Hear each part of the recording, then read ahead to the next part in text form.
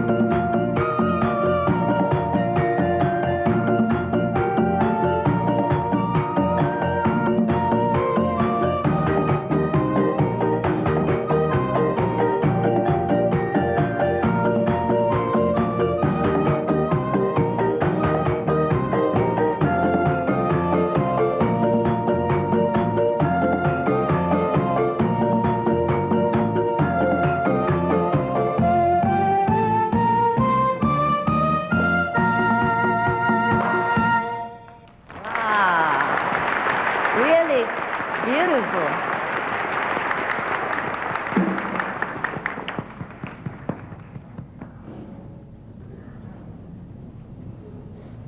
Thank you.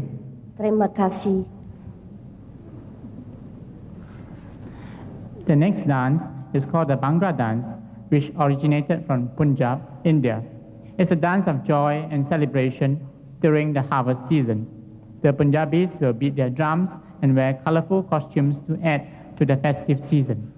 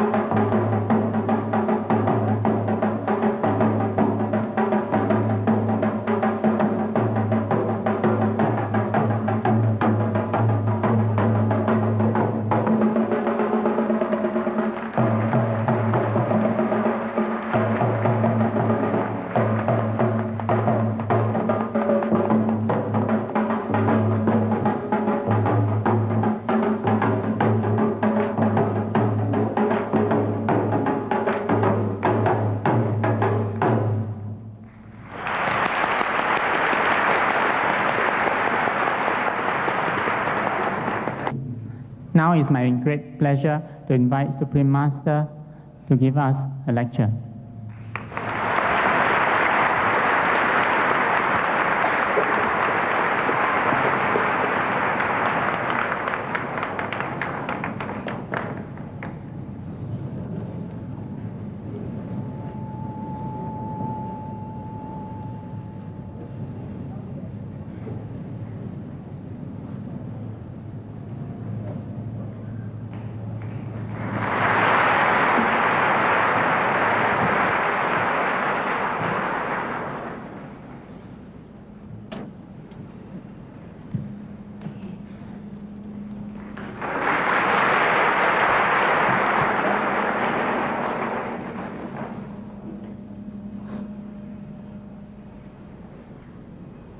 Now we would like to present masters with flowers and fruits.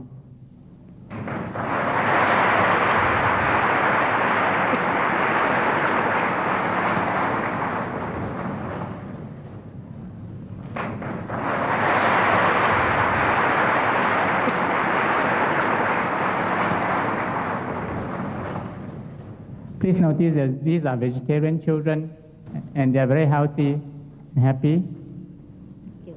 Thank you. Thank you. Also, you may not see them, but the parents are also vegetarian.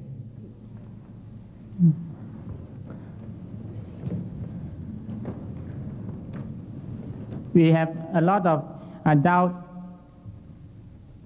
disciples presenting Master with flowers and fruits today, and they include Singaporeans as well as disciples from Taiwan, Indonesia, Los Angeles, Germany, and Thailand.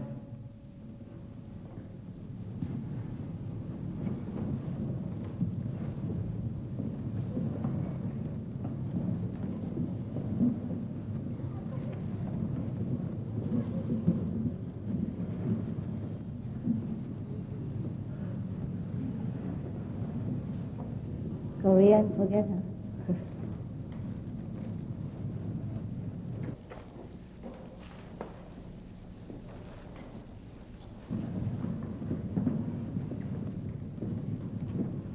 Wow.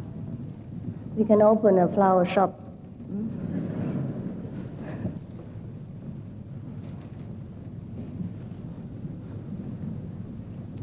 Thank you, thank you. Thank you so much. Where do these flowers come from? I thought they don't grow them in Singapore. Do they? Do they? They do? Do we have land in Singapore to grow flowers?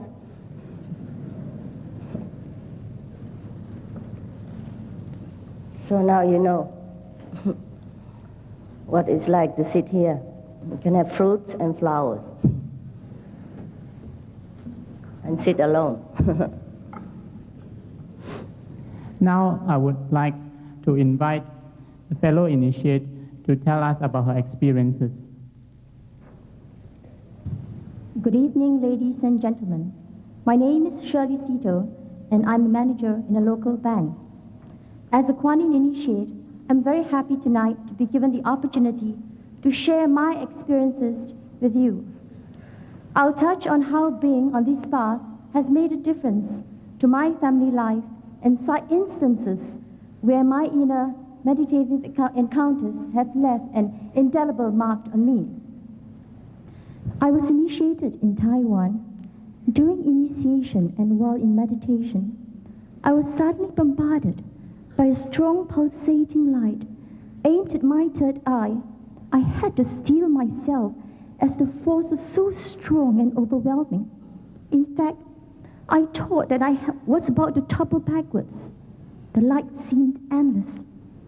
I heard beautiful sounds, one after another, as if playing a melody of its own. My husband and I enjoy a close relationship. Now I'd like to relate my experience, which helped me understand the basis for this closeness.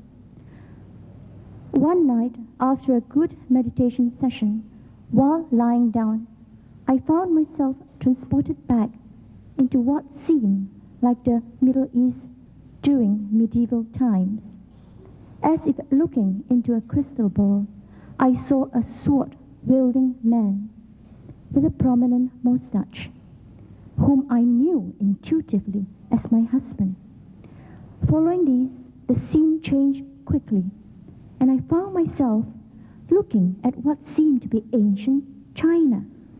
This I know to the garb of the man. This time, it was a scholarly-looking man with the same trademark. He had a prominent mustache. If you look at my husband today, you'll notice his mustache. He has the bearing of a Chinese scholar and a fondness for swords. It seemed as if my meditation has allowed me to see into the past, and now I understand that the continuation of our relationship has been through many lifetimes. On other occasions, while lying down after meditation, I felt my body grew lighter and the room lost its solidity and became ephemeral. In the next instant, I was catapulted into this long, bright tunnel. At the end of it, I found that I have arrived in a strange land, all peaceful and quiet. I had also the opportunity to fly in what seemed to be a flying carpet, to see strange cities, till all white and glowing. I sense a profound peace there. There are many more instances in which the blessing of the Master has been keenly felt by both myself and my family, but I will not dwell on them because it will take too long. Suffice to say that on this path, we are blessed with both outer and inner experiences. Master's power indeed works in mysterious way, beyond our human intellect. I'd like to sincerely thank Master Cheng Hai for initiating me and my family. Thank you.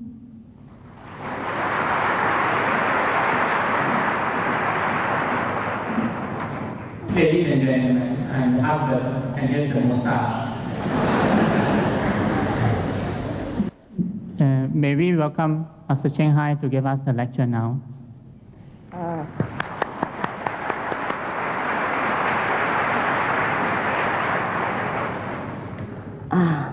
Now it's my turn. Thank you so much for everything. Flower, fruit, cakes for yourself. And thank you for the beautiful dance. Are they all from Malaysia? Oi! Hello? Are they from Malaysia or Singapore? Imported or exported? Imported? Huh? Singapore, really? Nice. How are you? You comfortable? Yeah? Okay. It's beautiful in Singapore anyhow. No complaint. The weather is so fine. Just perfect. And you like to dance, huh? You do? I didn't know Singapore people can dance so nice like that. The only time I saw Singapore people dance last time, there was something like a workout time, Singapore, something like that. And they were wearing short pants and sweating. And I thought it was very nice already. And I didn't think it could be so nice like this. Before I came to the lecture, some mysterious angel without wings bought me some clothes, like one similar to the dancers, and they thought they expressed the wish that I should wear them, because here, the Malaysian people wear like that. Yes, I said I thought I'm in Singapore. I said, oh yeah, but we are Malaysian here, you wear Malaysian clothes and people will like it better. I said, sure, I would like to. I'd love to do that, and to make sure that I know how to wear, because there's hat and cap and all this kind of thing. To make sure that I know how to wear them, they even bought me a big book of catalog, all different design for marriage couples.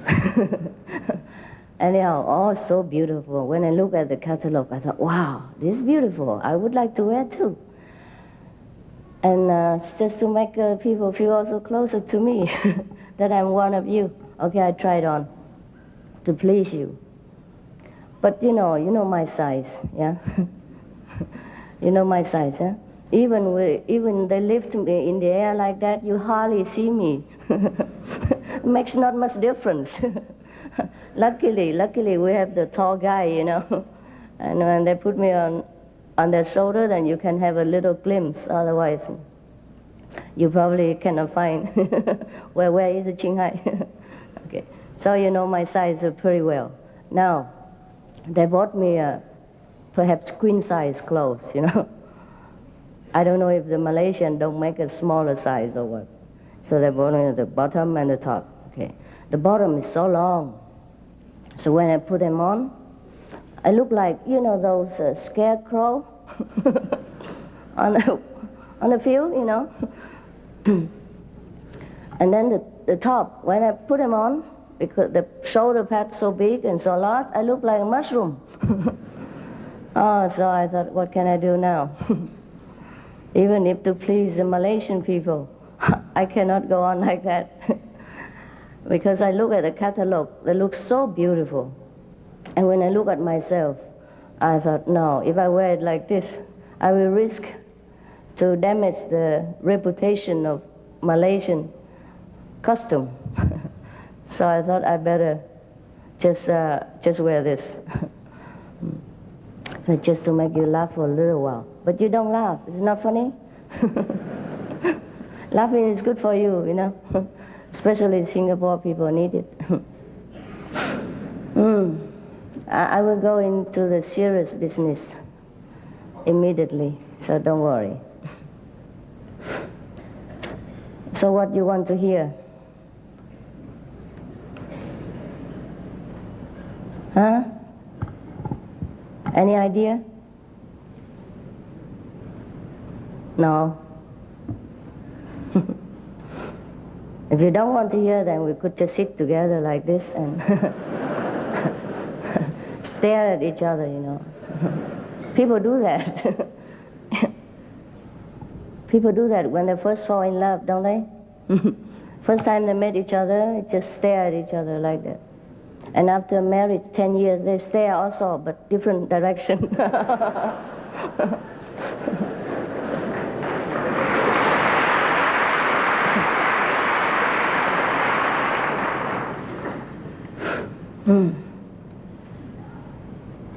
When I see you, I forget everything.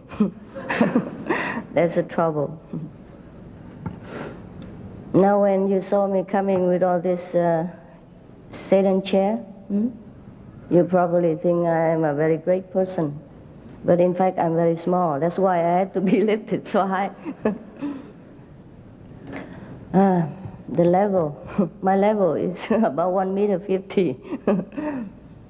Even though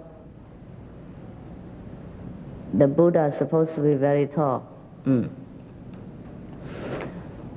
You're too so serious, you scare me. It's not the first time you see me, no? First time? Yes? No? No.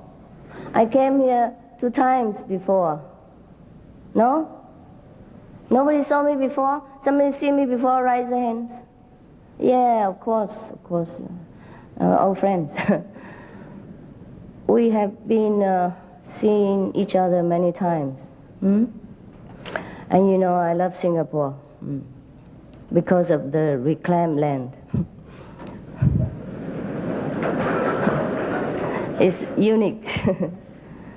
When we were driving, you know, on the way here, it's wonderful to feel that, you know, like before it's supposed to be a sea, and now due to the cleverness of the Singapore people, you can drive on top of the water, you know. So who say that we don't have magical power? The Singapore people do, they must. Otherwise they don't have enough land. And I think it's fantastic that you, after sowing all the mountains down, you even dig the ocean and make it a highway, you know. This is fantastic. And I was saying to our friend who drives the car that it's okay to be small, you know, like me. Don't have to, because we were talking a big country, yeah? And I said, oh, Singapore is beautiful. It's small, it's beautiful. And he said something like, we try to expand, you know, to make it bigger. Just like this afternoon when I tried the Malaysian outfit, I tried to expand myself to fit into it. And so we were talking about the country size, and I say, no, maybe Singapore is small, that's why it's easy to govern. And that's why you develop so fast, and it's the envy of many nations. So we should not always consider the size, whether it's big or small. The same thing happened to the spiritual life. Many people expect that the enlightened person ought to be enlightened. That being must be something extraordinary, must be perhaps 7 feet tall, or have feet like this or hand like that. Because we read the sutras, in the sutra, the Buddhist Bible, it described that the Buddha has such and such a mark, like his feet, linked together like the duck, his leg look like the deer's leg, and his eye look like a cow's eye, thing like that, And they try to make the Buddha beautiful, but if you put all this together, it's make a funny Buddha, They don't realize that.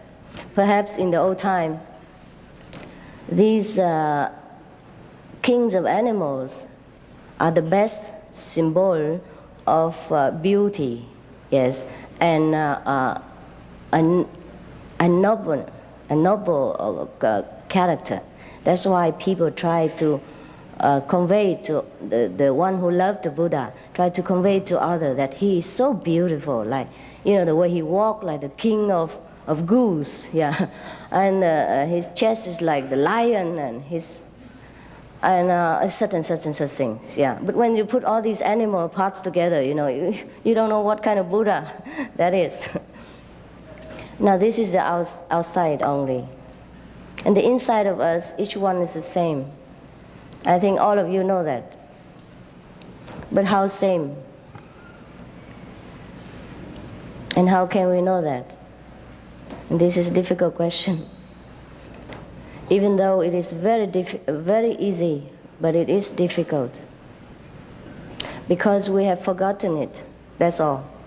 We have forgotten completely what we really are, and we are busy with chasing our dream every day and trying to fulfill our immediate desires, and we forget. We forget what we really are and where we come from. Just to tell you how forgetful we can be, I'll tell you a true story of myself. I went to Australia, I think 2 or 3 years ago, also due to invitation, the first time. And we're supposed to have 3 lectures in different cities. The first lecture went on all right, no problem. The second lecture also all right, I was on time. The third lecture, I was late. The only reason is not traffic. It's not that I slept. It's not that I have no car or nothing. The only reason is that I forgot. I forgot that I had the lecture that evening. I keep doing my things. Like the room is a little bit untidy, so I keep tidying it up, and then I try to move things here and there, like it's my house. Perhaps it's balanced my schedule, a busy schedule, give me something to do. Perhaps so, or perhaps I'm a perfectionist. Whenever I see something it's not in order, I try to put it in order. But that is to the extent that I forget that I had the lecture that evening. I forget until half an hour after the beginning time. And then some nervous disciple run in, broke in, kind of crashed in, and say, "Master, where are you?" And then I say, "Why? I'm here." Very cool. I say, "Master, you're supposed to be in the lecture hall." I say, "What? What lecture hall?" I really completely forgotten.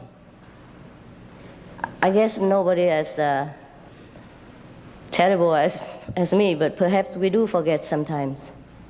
You do or not? Sometimes you are engrossed in some other business and you forget the main purpose of your goal that day. Did that happen to you sometimes? It does, huh? Okay, so now. And then, of course, I had to rush and apologize to the people. I feel really terrible. And I promised to God that, if He make me lecture again, He must put alarm clock for me. So from then on, I always put alarm clock everywhere. And whenever the lecture, I set it on everywhere so that I will remember in case I forget. How can you forget a lecture? I even don't understand that. But that's what I did. So now, if we are here too long, one life, two life, 100 lives, then of course we forget even more what the purpose of our coming here. Some of the people, they sometimes die. They die temporarily for like a few minutes or 20 minutes even. Clinically dead, declared dead by the doctor. Stop breathing, no pulse, etc. But then after they come back, they told many stories of the other life beyond. And then they also remember why they came here for, what for they came to the earth. But many of them, most of them, forget immediately what they have seen in heaven or what they're supposed to do in this life. They know that they have seen the purpose of their life, but when they came back here, they came back to this life again, they forgot. They just know that they know, but they don't know what. The Chinese have a saying that before we are born into this world again, the king of neither world will give us some soup, kind of hot drink, maybe chocolate or something. That is supposed to make us forget completely our past life and start anew. Many of us promise that we come here, if we are given the chance again to be human being, we will do this, do that, and others. And we will go and practice and meditation, and so on, and then we get enlightened, and then we dedicate all our life and energy to serve mankind, etc., etc. And we really meant well. But because of this soup, this, I'll say, forget me not soup, or forget me soup, everybody forget. So the only thing for us to remember again is that we must open the gate of secret knowledge. Without that gate open, we can never ever peep beyond this world. And the only thing we know is this material existence and all its suffering, joy, and temporarily other things. And we would forever identify ourselves with this physical appearance and suffering with it.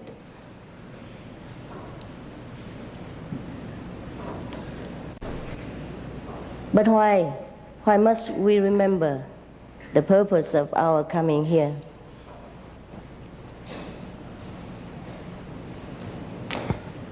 Not because we have promised to do so, but because if we don't remember, we must come back again and again and again until we remember, until we fulfilled our mission in this planet.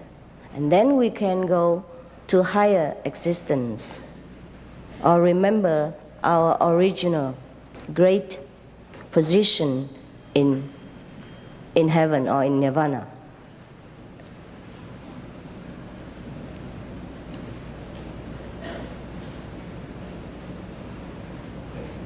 The suffering of this world is not due to only the war. The war is not the catastrophe. It's not the lack of food and all this.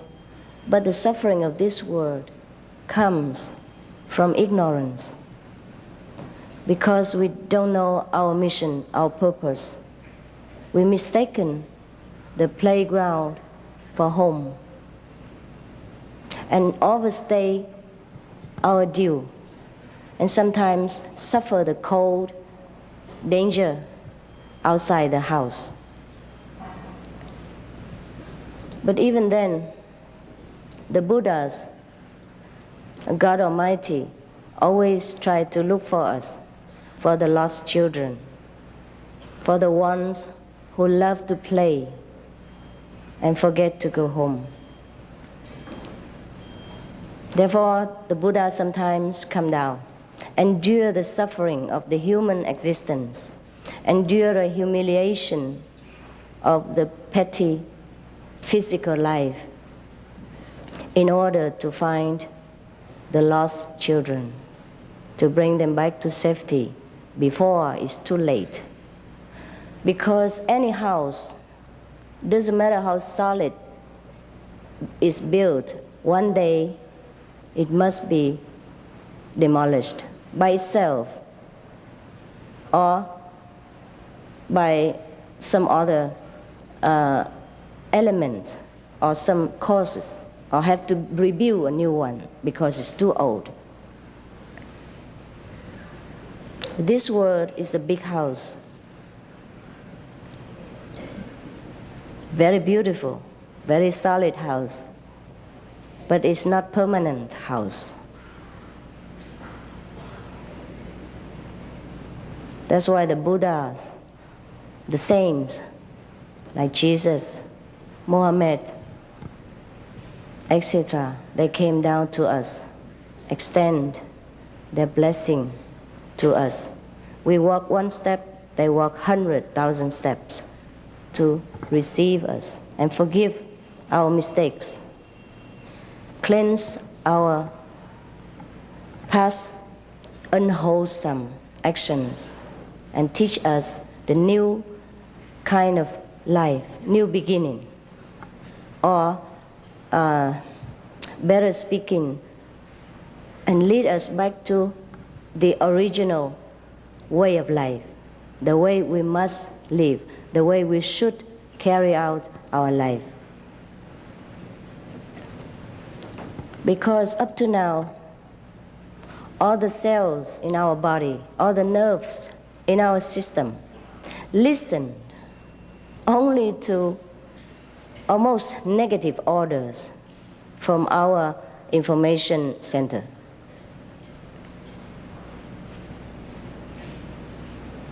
That's why we have war. That's why we have assassination. That's why we have,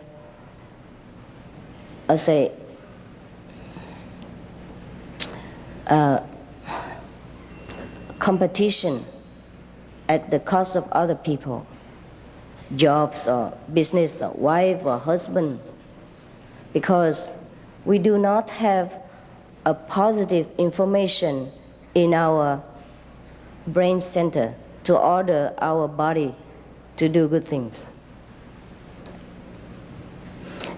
And the people who are good in this world are also sometimes or often overwhelmed also by the negativity, by the negative influence in the society, also become shaky in their faith, became weaker in their goodness, and sometimes eventually also give in to the negative power.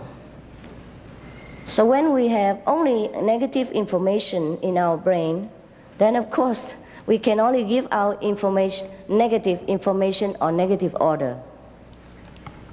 And the cell in the body, the nerves in the system will also can follow only the negative order and then do negative things.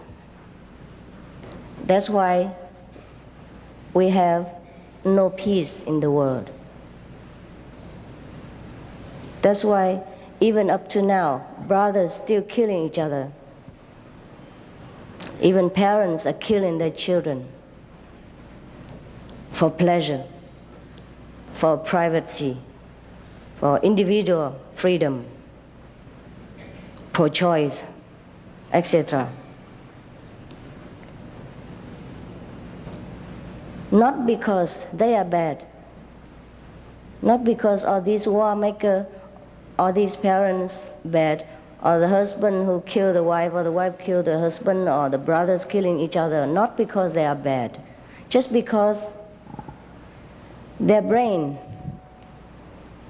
are fed only with negative information, only with negative ideas, and that's what they carry out. Whatever the brain order, the cells comply. The cell have to do it. The body must function. And that's why we sink deeper and deeper into depression.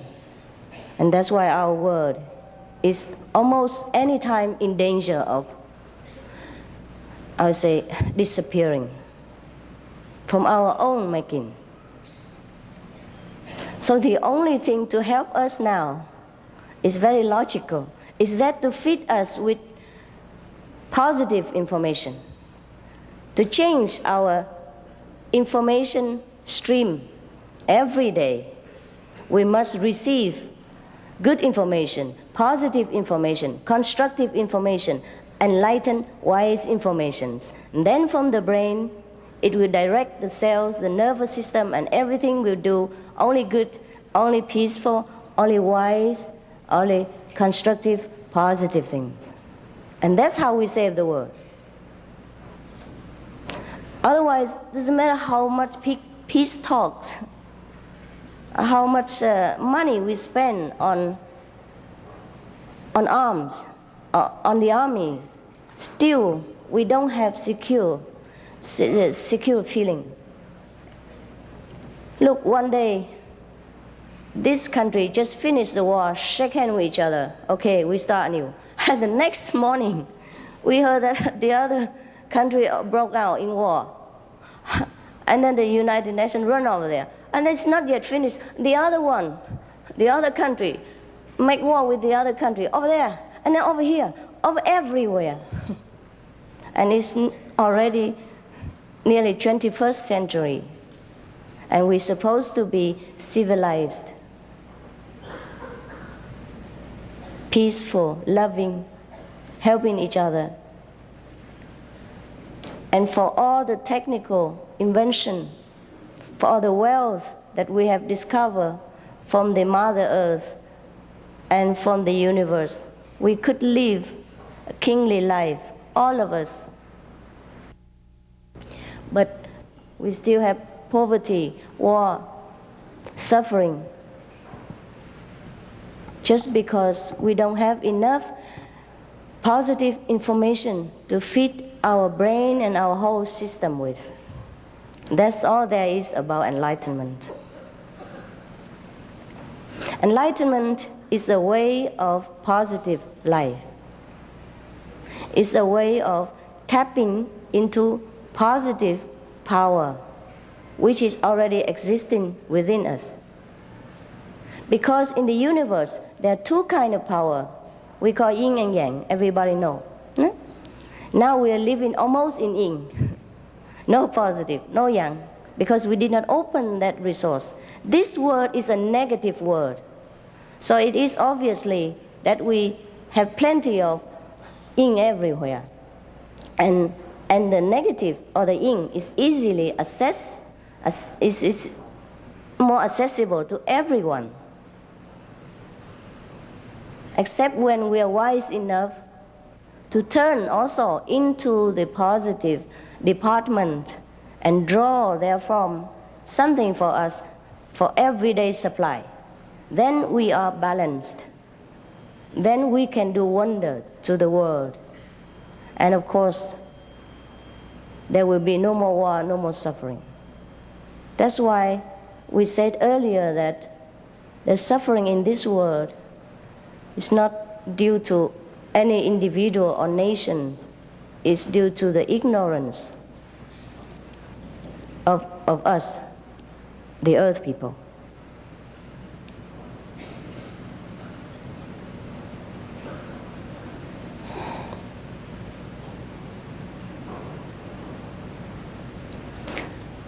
Enlightenment is nothing new and nothing that we have to beg for, nothing mysterious. It's just a positive power that we have within ourselves, laying, sleeping unused up to now. So if someone to remind you where to look into and how to use it, and that is called enlightenment. And that's why it can be immediate. Because if you have something in your pocket or here, you can take it out right away. There's no need to go to the supermarket to buy it. That's why it's immediate. As long as you want to accept it, it will be right there. And I will show it to you that it is immediate. And you can use it right away. And you can see your life improve right away in the first days. Some people feel like they are born again right at the time of initiation. They're so joyful, they could just go on the street and kiss everybody. Of course, I advise them not to do that, especially in Singapore. It's just a way of expressing their joy, yes. And from then on, their life become as light as feather, you know. They work without burden. They take care of the family with love and not with so much, struggling. Huh? Most of family members often struggling with each other,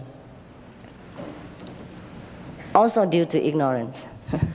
And so many people after enlightenment, they find their family became heaven. Yes. And if everyone like that, every family like that, then we don't need to go to heaven.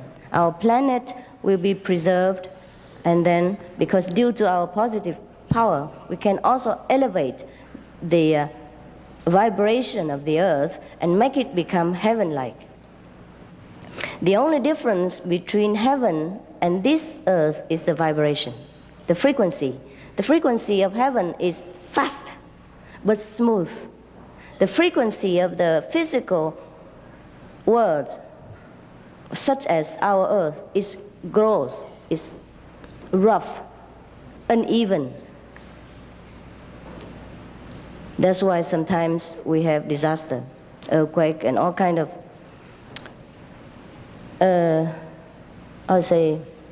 eventful weather. Of course, we can say it from weather forecast, the wind in the northeast, and the wind something like that, and cause all this and that. But it is altogether due to the vibration of the whole planet and the atmosphere around it. In heaven, they don't have it. They don't have typhoon. They don't have earthquake. They don't even have earth. They don't even have wind. Everything is different. And the heavenly beings, their vibration also different. Because they are different, they have their vibration different. Therefore, heaven is different. So if our vibration is different, our life becomes different, even if we stay here. Of course, we cannot change the whole planet into heaven if the people of the earth are practicing only in a small number. But if the whole planet, or maybe even half of us, practice in such a way, then the vibration of the earth will also change. Then other half also will be benefited without having to do anything. Just like in one family, the father and mother goes to work, yeah, and the whole family can benefit from the parents' salary. No need for the children also to go to work. They can later when they want to, when they grow up, as a duty to society, but not because of necessity. And of course, the more money they earn, the better for the family. Similarly, the more people practice into a heavenly kind of life, and the more elevated our earth will become. At that time then, our house here is safe. Otherwise, it's not safe. As long as the frequency is so gross, is that, we say that in English too? Gross, yeah, rough, yeah. Then it's bound to happen that one day it will break apart or explode. We learn that the finer the things, yeah, the more invisible the thing, the more enduring. Similarly, yeah, our earth is too gross, too heavy, so it's bound to happen sometimes that it will, destroy itself. If we do not destroy it before that, with our atom bombs, with our environmental abuse, with our, I'll say, ignorance of the protection of the atmosphere around the earth. We sometimes poison ourselves with too much chemical, poison our earth, poison the water, and so it's bound to happen that it cannot last. There's no need to be a clairvoyant person or predicting well like Nostradamus or something to say that the world is not everlasting. We can predict it ourselves if we look around our neighborhood and see how we treated our planet and how wars have damaged each and every corner of the world, now and again. There is a story about two devils who live in a mountain. Actually, they're not devils. They're kind of semi-ghosts, yeah? Demigods, gods or ghosts, perhaps half angel and half goblin-like, yeah. Okay, and they live together too. One is green and the other is red, just like the green light and red light outside. Okay. Green is for peaceful, smooth going, right? Red is for war, stop, obstruction. So, but both of them live together happily ever after, ever before, together on the mountain, and with no problem, no anxiety, no desire, nothing. They live for long, many hundreds years already. And often when they have nothing to do, they sat on top of the mountain and look down into the world below them, the world of humankind. And they saw all the busyness and the people walking up and down and all that. And they saw the world is always changing. So the green say to the red, you see, we live here many hundred years already, and our life never changed. Every day the same thing. But the world below, the world of human being, every day change. How come? And the red said, oh yes, you're right. Very interesting. Their life is more interesting. But the green said, but how come? How come their life is so changing all the time? And then the red thought for a while and said, oh, it must be because they always fight each other. Yeah. Because they build a building beautiful and big, and next day they fight and they demolished it.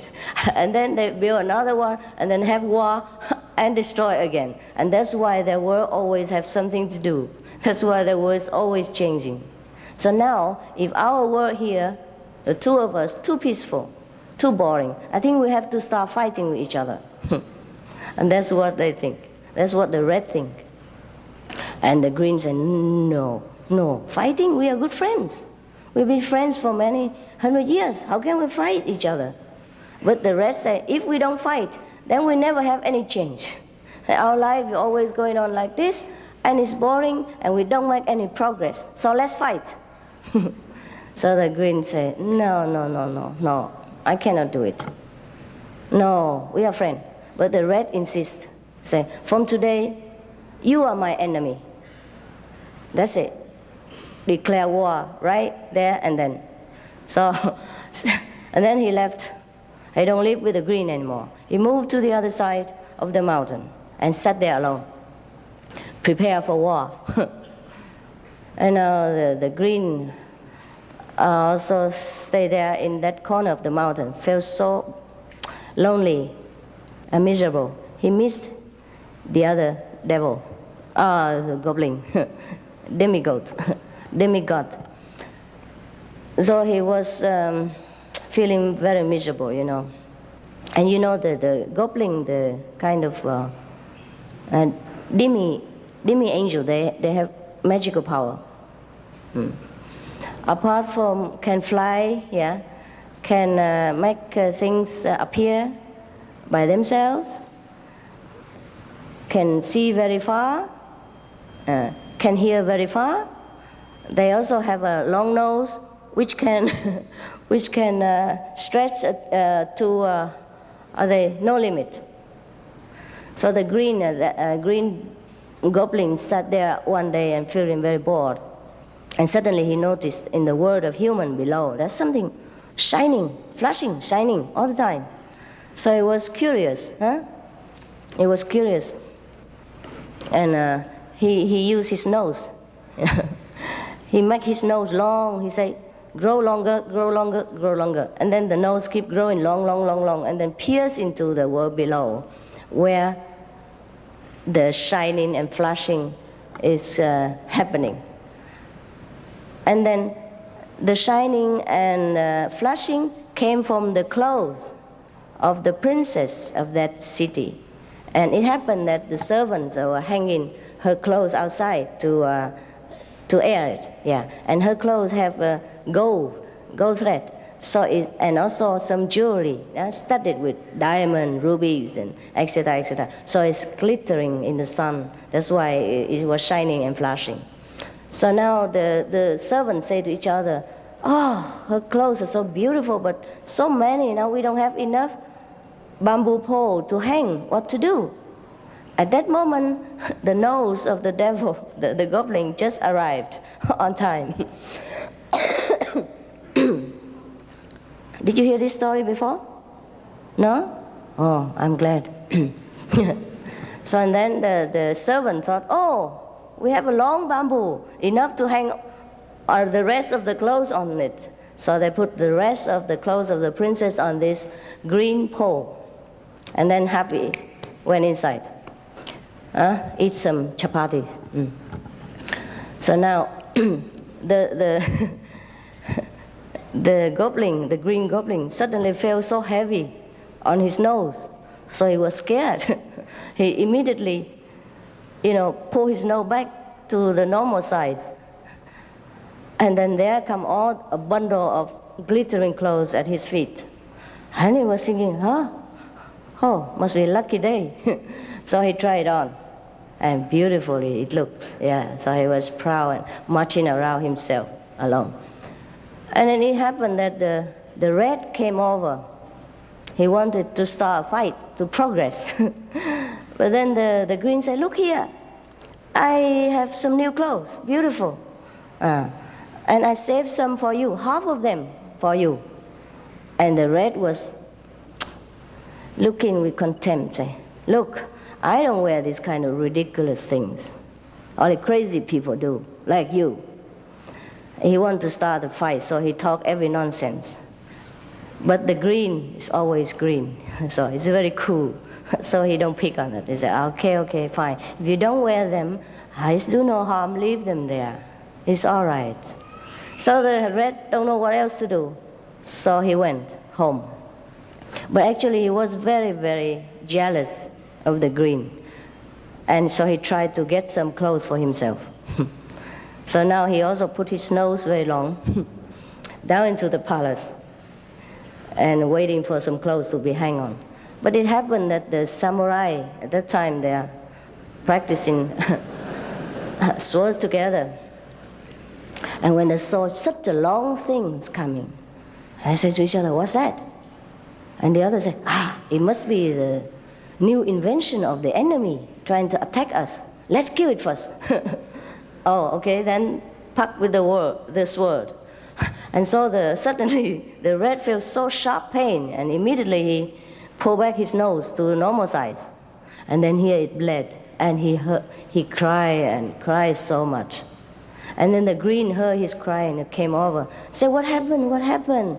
And the rat was so embarrassed and angry and cannot say what the truth is, so he said, leave me alone, and things like that. You don't bother me. And so the green said, no, I don't bother you. I just want to try to help you. It's bleeding. Look here, I know the medicine, and I put it on. It will stop right away, and your nose will become beautiful like before. Otherwise, you have a big scar here, a big hole there, and then it will be very ugly. I just want to take care of you. And so the rat, after all, feel touched and said, all right. And then he cried his heart out. He said, oh, it's really hurt. Please, quickly, help me.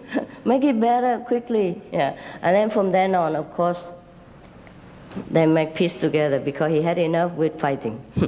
He thought, okay, fighting is no good. He learned the lesson of peace. From then on, they wear nice clothes and drink tea together every day. And no more war. But our world has not learned this lesson of love. And it is a sad affair. So now, instead of always writing on the newspaper, criticizing the government of this and that country, scolding this and that dictator, telling the army what to do, because it has not been any use up to now. So instead of doing all this, or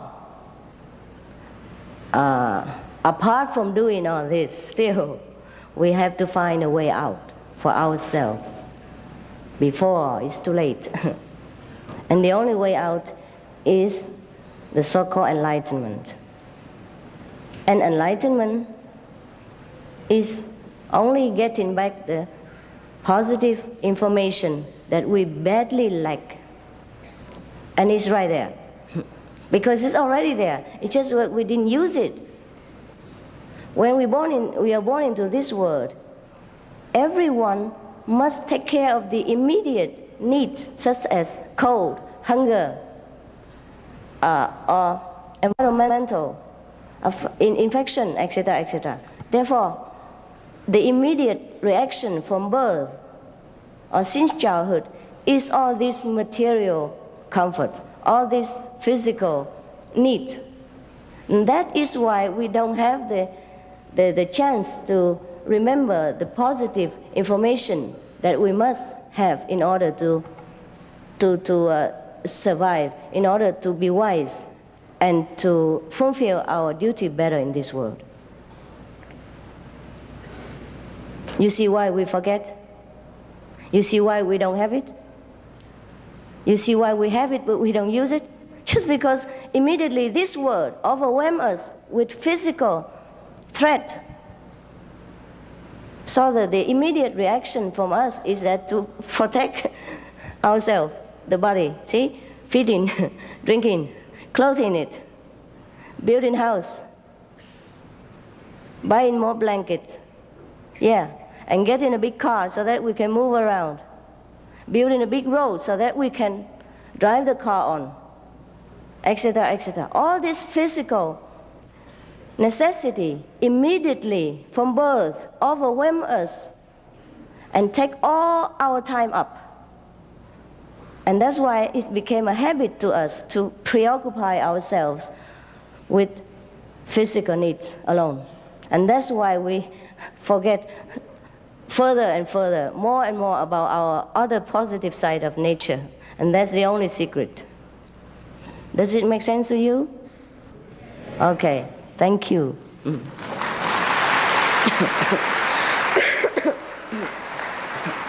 So now I have, in brief and in a logic, explain to you or remind you what is truly enlightenment. And there's no mystery about it. Just the positive side of our nature. And we have both inside. So up to now, we only use the negative because of the necessity of this negative world force us to always have to lean on the negative side to survive. And then the more we do it, the more we forget the other side, that's all. But that is the thing that we should not do. Because without the positive, we can't even take care of the negative well. Without the driver, you know what I mean? The car, doesn't matter how good you take care, it will not move. And it will move all wrong way around, killing people if it does. So now the driver must wake up. Or wake him up and tell him to drive the car, drive properly. And that is all there is for enlightenment. Because the time is late due to your working hours and regulation of this theater, so I will not go on and on anymore. And perhaps you want to ask me some questions, then please do. And then I can continue further to satisfy your your inquiry. Will I be liberated if I practice the Kuan Yin method? Of course. What else do you practice the Kuan Yin method for? Huh? Not only you are liberated, many of your generation, of your relatives and friends will also together be liberated when they leave this world, or if they already left this world. The power is incredible. Master, you said that you can show us immediate enlightenment. How can I get initiation? When can I be initiated? Immediately after I finish my job here. You go outside and put your name down, and later people will call you. And when I am free here, I go and tell you, okay? And immediately, I mean it. As soon as you sat down, I will knock you out of ignorance, of course. Yes, be quick, huh, brother? Master, I understand that there's a method called a convenient method. Is it the same as the Kuan Yin method? Not exactly, but it offers you also a taste of enlightenment. And you can continue to practice that every day without such a strict a regulation as a pure vegetarian diet or a 2.5 hour a day, thing like that. You can meditate half an hour every day or 1 hour apart, or 20 minutes, whatever you like, and eat the vegetarian diet as conveniently as your position or your situation allows. So that's why we call it convenient method. And you also have enlightenment, but it's a small kind of vehicle. You can only liberate yourself alone. And the Kuan Yin method will liberate many of your relatives and friends, up to 7 or even 9 generations. The people you don't even know, your ancestors, etc. And your next generation, your grandchildren are not yet born, etc. Because of the blood link, they will also be free. Master, when I'm the host and I have to take some friends out for lunch or dinner, and they are not vegetarians, should I order all vegetarian dishes to eat, as I'm the only vegetarian? No. You order what the guests want to eat. We don't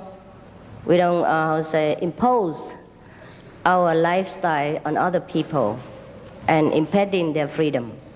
It's their choice, okay? Master. If they want to, if you ask them if they want to try vegetarian also, fine. If they agree, if they're happy with it, just tell them once in a while you try. If you like it, okay, fine. If they don't, then you don't do it. Master, after initiation, can I still continue to repeat the Guru mantra, Shiva mantra, and so on, and visualize the divine form of my religion, which I'm used to for the past 15 years? Sure, you can. You can, but I'm afraid it's too many, and then you will take the whole day long to recite. Master, please advise me how to access to the first level of the kingdom of God, or what must I do to start? The first level only? Your aim is so low? Huh? Why don't you go to the 5th at least with me? There it's almost empty because nobody go there. Plenty room there. Singapore is tight. We go there for a change, huh? A lot of palaces, and no traffic light, no jam. The first level is nothing to aim for, brothers. There's only astral beings who live there. Only small heaven and hell. There is only magical power, small healing ability, small clairvoyance talent. That's all there is. And you may live there hundreds or thousands of years, but you come back here again, and who knows where you will be and what you become. So why go to the first level? First level is as unsafe as this world. Yeah? Don't aim to go there. That's only the A, the ABC of everything. We started from there, but we don't go there. We don't stay there. Master, in the first precept of no killing, if a snake is to enter my house, should I kill it in order to protect my family? You don't have snake in Singapore. Don't give me trouble.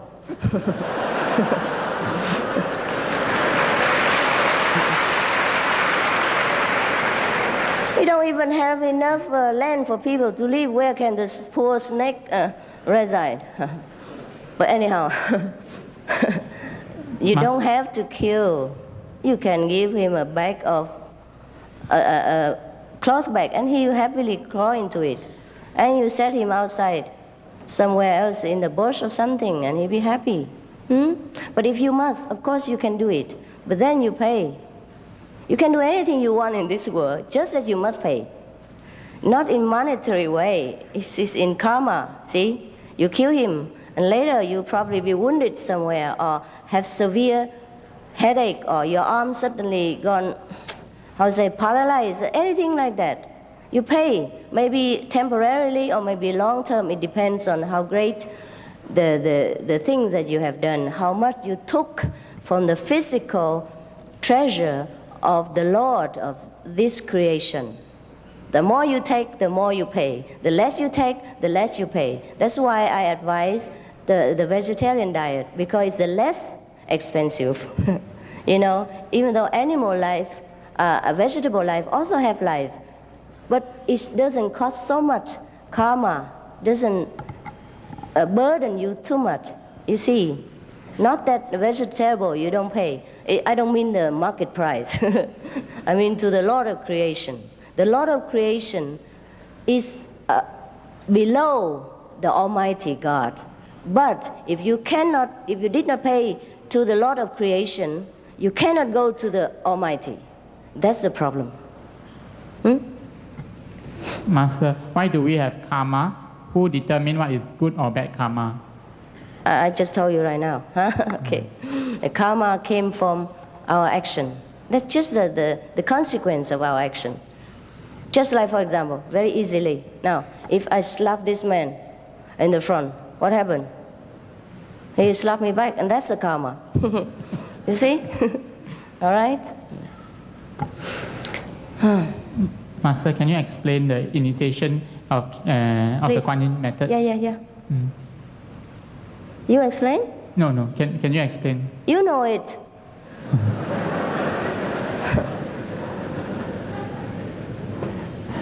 Master, if I cannot take up initiation... What? You don't explain to people?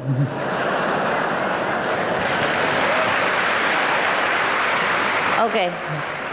Like this. Initiation, huh? It's kind of invisible opening wisdom ceremony. No flowers, no incense, no prostration, no Buddha statues, no church, nothing. Only you and your own positive original power. Now, when you sit there all alone, then I will point to your soul where to go in order to get back the positive and negative together. Understand? Now you are separated. Okay? Always lean onto the negative side for survival. Now, when you sit alone there and ready, willing to go back, okay? I just put you back, okay? But no action involved. These things are abstract, are the wonderful things of invisible power. It's no doing of anything. Do without doing. I don't have to be there even. I don't have to even know your name, your address, your age, your profession. I don't have to know you. I mean, physically. Inside, no, yes.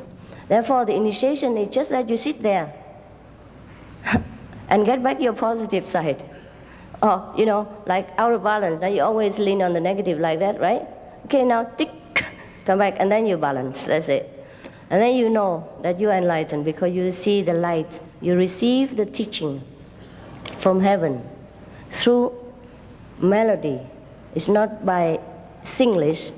It's not by Chinese. It's wordless word, silent sound. These will make you wiser, and more realize that you are great, and you are the master of the house. Yeah? That's the initiation. Okay? But no word can describe that, because I will not talk to you at that time. I might not even be present, because you will be alone with the whole universe then, and that's how you know yourself. Okay? It's difficult. Try to understand. If you don't just go for initiation, then you understand. Master, after enlightenment, can we still get sick? Sure. Look here, I have a cold. I'm supposed to rest. I had a flu. Thanks for some of the friends who gave it to me. And I was weak because I overworked a lot of time, often time, because of many disciples and demands from the world. So of course my body is like yours, or your body is like his. Yeah? If you're weak in resistance, overwork your car, then it will stop. You get sick. That's the same. The car will get sick, whether is it Benz or is it Cadillac. It sometimes gets sick, but that's a normal thing. Why should we avoid sickness? It's no big deal. If I wasn't sick in these days, I could not have enjoyed 2 days in bed. So that's a bonus. It's not bad. And all the people loved me so much. Wow, while I'm sick. They feel a concern, and that's an enjoyment also, okay? No problem to be sick. The Buddha was sick, wasn't he not? Yeah? Yeah, sure. Sickness, no big deal. Master, if I cannot take up initiation now, when would you come back to Singapore? I come back all the time, in your dream. But you forget. Try to wake you up, but you don't listen. And after you wake up, you forget again. So there's also for nothing. So I have to come here, physically, and you still forget. You say, if, maybe, perhaps, probably.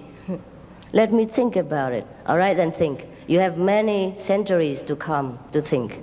Okay? If you're not here, you will be in other world, thinking. Difficult to promise you, even though I like Singapore. The only reason I came here this time was because it's near to Thailand, and I already promised Thailand, and just in the mood of, ongoing, I promised Singapore also. Otherwise, I could not really afford it. There are about 40 countries on a long waiting list since many years, and I'm ashamed to even to face them. But I have physical limitation, also financial, and also organizational, involved, a lot of things. It's not that just I come here and then everything fall from heaven and then I just sit here and talk. Even I myself, I have to prepare for you. I never read newspapers or books, but when I'm going on lecture, before, I don't care much. After enlightenment, I don't care much. But then I have, after beginning having disciple and the more disciple, then I must read books and all that. I have to get in touch with the world in order to talk to the world people. So last night, all night long, I read. I did not sleep 1 second until about 5 or 6 this morning, and I finished reading the whole Singapore and all kind of regional and worldly problem and books, and then I went meditate. Even with my flu, all sort of medicine, it made me so drowsy. I had to fight with it in order to make a better service today. Of course, I can just sit here and say anything. I could say that. But it's not sincere enough in the worldly level. And it might not reach your heart so deeply. So I must also prepare. You see? So it is not that I don't want to come back. It's involved a lot of work. At least hundreds of disciples involved in this work and prepare for us today. So we must thank them. Of course, we thank God.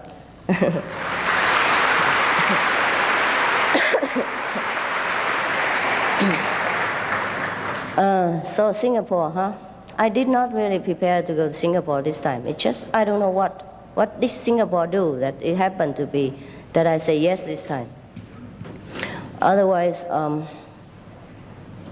It's not that I don't like Singapore. Also the one reason I come here, you know why? Huh? Good government. Yeah, truly.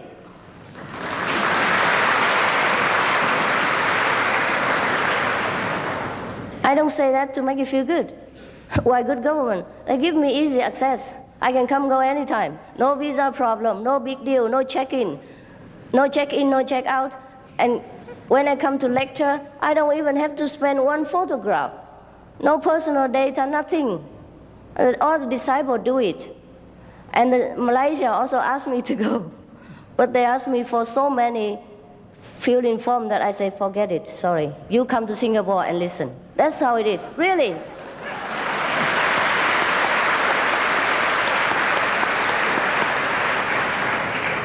Any Malaysian people here? Is that true what I said? Yes, now you know, huh? Now you know, okay. So I cannot promise you, forgive me. The truth is like that. But because Singapore is so easy, it could be that I come more often, see? I also did 3 lectures in Thailand, also because I like Thailand, because there it's also free, easy, yeah? In some of the country, you can go, but I hate bureaucracy. I'm sorry, I hate paperwork. Yeah, I don't like it. So when I hear about it, I'm frightened because I travel all over all the time, always form filling, visa in, visa out, pack in, pack out. I'm already dead tired of bureaucracy. And sometimes check in the airport, searching all over for something that they can never find in me. The thing they want to find, they should find in me, they don't find. Anyhow, so I am tired of the bureaucracy. So anytime when I can avoid it, you know, when I can avoid, anytime I can avoid paperwork, I just say no. And I say, Singapore, Malaysia, very near. Why don't you just come here? That's it. Am I fair enough, right? Yeah? Master, Yeah? how would a person know that he is enlightened? Oh, if a person has a child, how does he know? Do you know that that daughter belongs to you or not? Or you don't know? Okay, fun. Master, why am I born? How do I know? It's your business and you ask me. Funny. Okay, you can know if you get enlightenment, huh? Just go get initiation and then all the answer will be there. No need to ask me. Second-hand stuff is never good enough for you, the sons of God. Huh? The sons and daughters of Buddha must know everything, first-hand knowledge. Master. Master, why are there so many religions in this world? And there's only one, really. Different names. Yeah.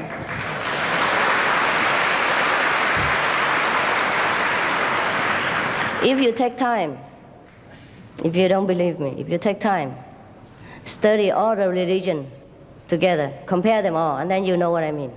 Just because people don't study other religion, which is also good, fine. Be concentrated on your religion. If you know one religion, it's enough. Because it's similar in other religion. Tell people to do good, don't kill, don't steal, don't worship God, or Buddha is just a name. Yeah. And no religion teach people to do bad thing. Or stay here forever and eat and drink and die here. All religion tell you, be good person here and find heaven while you can. Right? And everything else is just blah, blah, you know, bureaucracy and detail. All right. Yeah. Master, you talk about knowing the way home. Where is this home? Where is heaven and hell? Here. Everything is here. But if you don't know, everything is everywhere. Everywhere is hell. Everywhere is heaven. If you know, then it's heaven. If you don't know, it's hell. That's it. Simple.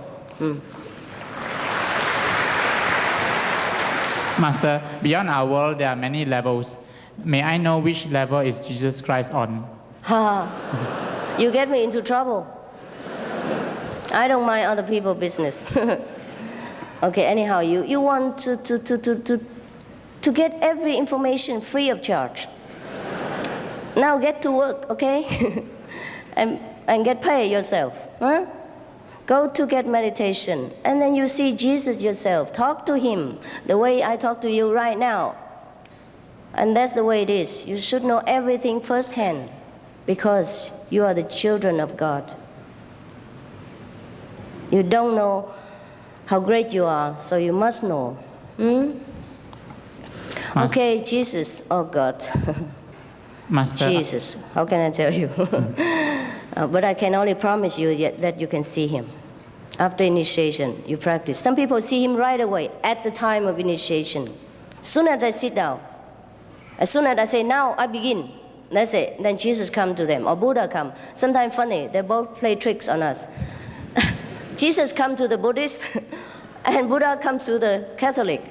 Yeah, they have fun. They do that. They do that all the time.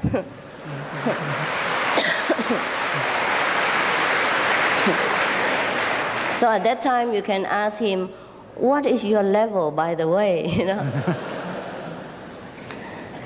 And I will show you the way to prove him also, whether he's true, he's truly Jesus, or he's just an illusion, yeah, of your dream, of negative power. Therefore, we need instruction from the teacher.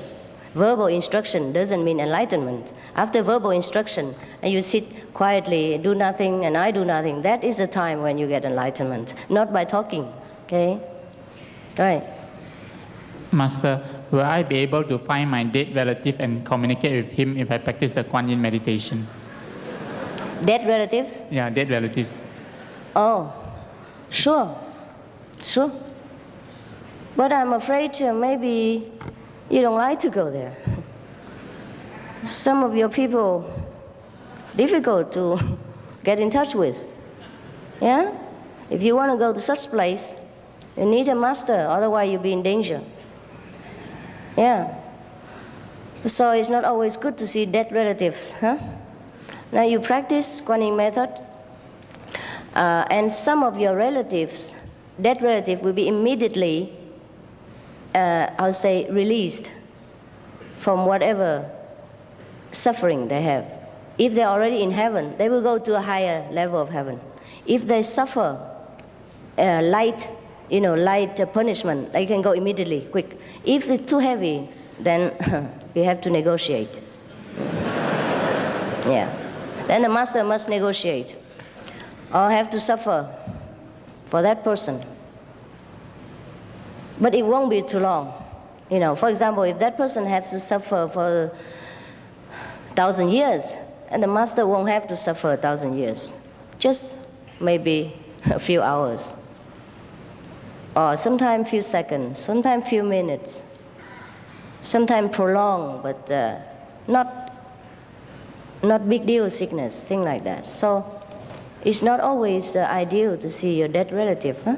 It's better to see alive relatives and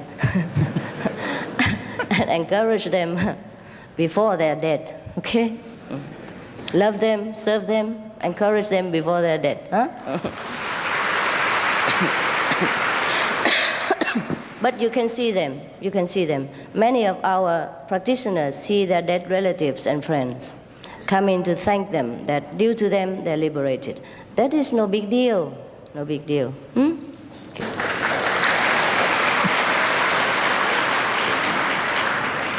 Master, one of the 5 precepts is refrain from sexual misconduct. How does this apply to singles? How does what? How does this apply to people who are not married? No. What we meant is that if you should be faithful to each other, yeah? But in the case of some of the other religious order, yeah? They may, due to their, tradition, have many wives. And they already had before initiation, then that doesn't mean they have to separate, and take only one. But in the general case, we tell people to refrain from having too many tithes. Because if you have one wife, I think you suffer enough. Oh, sorry, I mean, I'm sorry. Oh. What I mean is the suffering in, in the heart affair is very heavy for the wife or the husband to bear. And that you don't want to cause to other people, let alone your beloved friend or the mother or father of your children. So that's why we say refrain from having another affair if you're already married. But if you already have before initiation, it's just keep it like that. And better don't let the other two know each other. Minimize the suffering. The less suffering, the better. Yeah, because it will affect you also. You will have bad conscience and a guilty feeling. How can you meditate in peace? When you meditate, you want to think about God. All you think about is the second or the third wife. Yeah, how she wanted to beat you last night because you came late, etc., etc. Or you buy a better clothes for the other one, etc. Yeah, so much trouble. It hurts. That's why. Okay? Yeah. That's is called sexual misconduct. Yeah? But in the case of people who are not yet married, of course, in the modern time, I cannot tell people don't do that. Yeah. Then try to be faithful to each other. Yeah, it's good for the heart. Yeah, good for your moral, and good for the trust, mutual trust between each other, and especially good for your health. Nowadays, huh? You read newspaper more than I do, huh? The letters spell very big, huh? Huh? Should I say more? More and more people die from AIDS each day. So take care of yourself, huh? Master, is it necessary to have a quiet environment to pursue spiritual practice? Yes. In the beginning, yes. But later, no. That's why later sometimes we need. That's why sometimes we organize retreat for 1 week or 2 weeks or 4 days, 3 days, every year, a different time. So people have a chance to have a peaceful, quiet, only practice meditation environment. But otherwise, you must go out into the society, bring in the light and the blessing into our brothers and sisters. You cannot always hide yourself in a mountain and become a selfish Buddha. Master, will dreams of future events come true? Can we change the future? Yes, sometimes we can, if we are strong enough. And if you want to be strong enough, meditate. Get your Buddha power out. Then you can change anything. Otherwise, the future will change you. Huh? Master, can you explain the Kuan Yin method in Chinese? Why?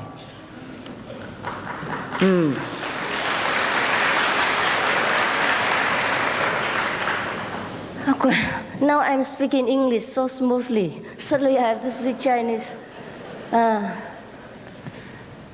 这个嘛，你就去外面问我徒弟就可以了啊。多少人不懂英文举手，有看一下，然后我就解释了。OK， 好了，就这样子了。就观音法门是这样子哈，就不是一个写下来的法门，就是这样子要说法门，不然的话不知道怎么解释给那个世界人听啊。事实上，这个法门是不用语言的，比方说。要传法给你们的时候，要你们开悟的时候，我们两个就静的，然后自然呢，这个我们两个内在的佛心会沟通，然后在自己会反应这样子，那就是叫观音法门。在反应的时候，我们就会听到佛音啊，就像音乐一样，很美丽啊。我们越听越舒服，越听身体越快乐，精神越充满，越来越有智慧，越聪明，越来越懂啊，然后越来越知道我们是佛这样子啊。那个所以叫观音。观察这个音，这个什么里面的那个音乐了，音流了，佛音了，就所以才叫观音。事实上传法的时候都不讲话的，也许我会叫你怎么做，在哪里做要停一点，是这样子。不过这些不是开悟的方法，听懂吗？就是一种身体的活动这样而已哈。所以观音法门，要真的修行的话，应该。开悟的时候才知道哈，就用语言呢很难讲啊，就是我帮你们开智慧就对了。然后这个佛心，那个所谓的佛叫做凡内找自心的闻自心的，记得吗？啊，那个就是观音了。好，谢谢啦。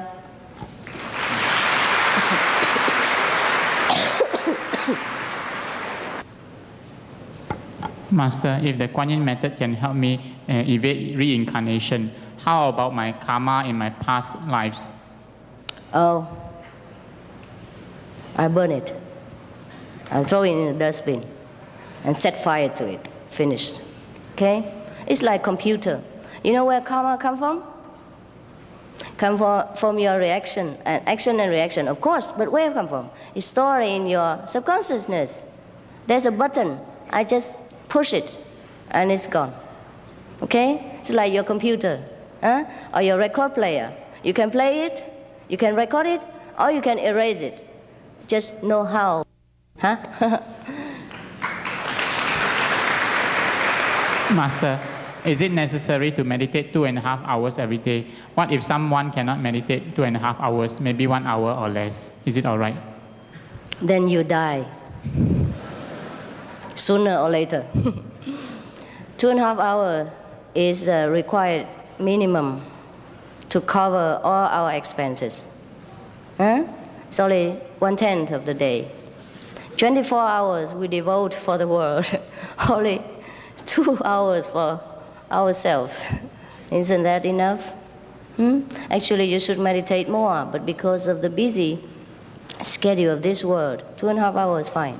You can do it anytime. Sitting on the bus, on the subway.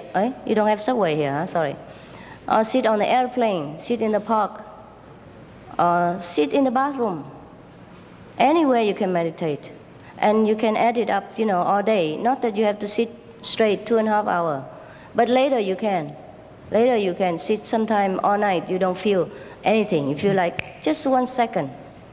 Yeah? And sometimes you miss the bus stop. So make sure you know where to get off. Huh? It's so easy. You don't believe it. You cannot believe it. So easy. Children can meditate long hour. 6 years old on, sometimes they sit very long. Nobody force them. Children should spend sometimes 10 minutes, 20 minutes only for fun with the parents. Of course, they also have enlightenment then, but we don't force them to meditate too long because they're children. But sometimes they sit longer than the parents because they have nothing to do. They're free. Master, I started practicing meditation in 1975. Since then, I have some minor magical power like healing, foretelling, or even look into the future of my relatives. Yesterday, I read about the Buddha sound in your book. Then I started hearing sounds like E sound. May I know why? You enlighten. 1%. You need 99% more to become Buddha. Okay, this is the moment of small enlightenment. We get it sometimes through very strong concentration or through intense suffering. And then we get some quick light. Also like people who die, temporarily. They saw light and they hear music and sound like that. But this is very small percent. I say 1% is very generous. I don't want to hurt your feeling. Otherwise, this is nothing, really. Nothing compared to what you will have or what you should have if you have a proper, way to do it, okay? And then you have every day, more and more. You go from one heaven to another. You travel the universe. You're free any day. Master, usually we have to take how long to get enlightenment? May I know what does it depend on?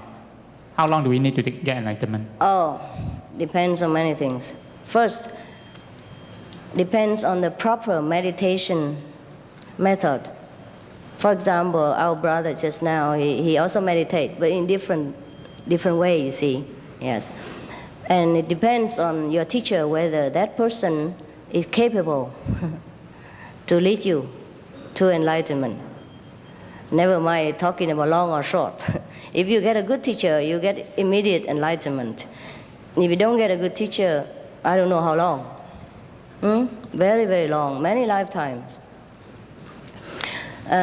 Also, enlightenment depends on your sincerity. If you want it or not. If you do want it and you get it immediately. If you don't want it, doesn't matter how much you pretend, how long you sit there until your bottom falls off, you don't have anything. Master, would meditation lead us to getting possessed? Possessed by the devil? Possession. Because of meditation? Yeah, because of meditation. It depends. It depends. If you meditate at random without a teacher, or you choose the wrong way to do it, or you deliberately meditate but breaking the precepts, eating wrong food, or harming other people, then the counter effect will be felt upon you. And this is when you allow the so-called devil to come in to destroy you and trouble you. That is only the negative side of other nature. When we don't want to lean, we don't stand stably, and we keep like this, then it will pull you back to the negative side again. And at that time, it's stronger, it's harder, because it lost you last time. Now it tightens the grip more, and it's difficult for you to struggle out. So that's why, I don't want to just take a lot of so-called disciples so that I am famous and have a big group of followers. You must keep the precept. You must eat vegetarian diet. Understand? Purify yourself. Meanwhile, while meditating, so you don't have side effect, you don't have trouble. And I am responsible for whatever happened to you if you keep the precept and follow the instruction. So nothing can happen to you. But if you don't, even God cannot help you. Okay? Master, I am a sinner. Can I be enlightened? I am a sinner. Can I sinner? Be? Sinner. He commits sins. Who is not a sinner? Please raise hand.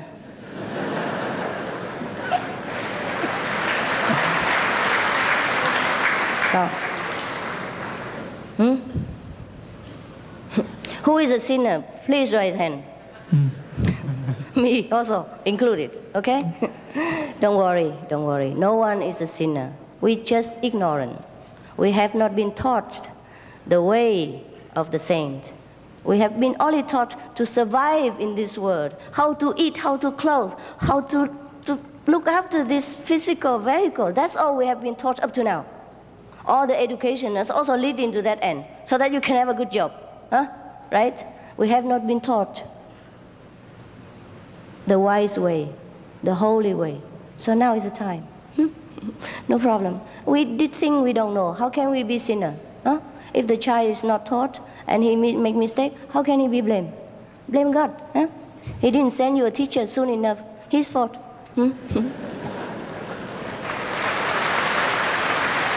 By the way, the people who want to be initiated can leave now and go outside and register your name. You don't have to sit here and listen to the question and answer. You can ask me all the time. Master, how do we get immediate enlightenment and eternal liberation while we have to be anxious and to work to make money? Enlightenment is an incredible thing that ever happened to your existence.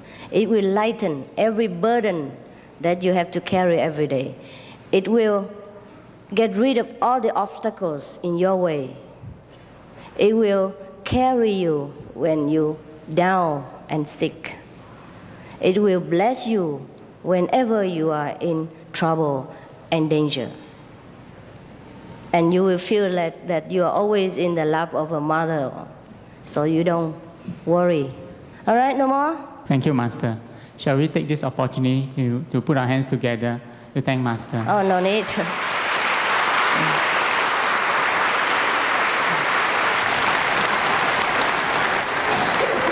Okay, I thank you all for your loving attention and for your trust, your love, your friendship.